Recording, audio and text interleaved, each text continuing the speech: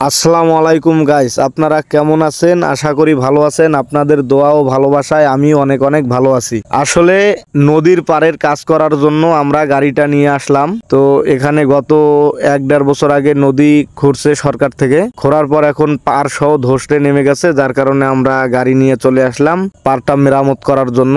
তো গাড়িটা নামানোর মতন কোনো স্কোপ ছিল না, যার কারণে অনেক রিস্ক নিয়ে ওস্তাদে গাড়িটা নামাচ্ছে। তো ভালো কোনো নামানোর স্কোপ নাই, আর যে বাকেট দিয়ে একটু ড্রাইভিশন করবে, ড্রাইভিশন করারও বুদ্ধি নাই।